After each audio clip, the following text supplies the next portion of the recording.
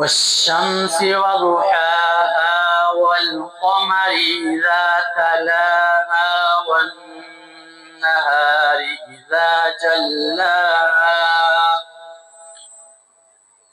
والليل إذا يغشاها والسماء وما بناها والأرض وما طحاها ونفس وما سواها فألهمها فجورها وتقواها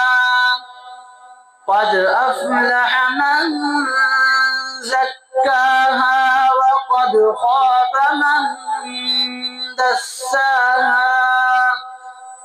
كذبت ثمود بطغواها إذ انبعث أشقاها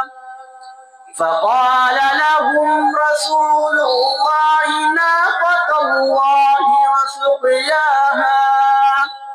فكذبوه فعقروها فدمدم عليهم ربهم بذنبهم فسواها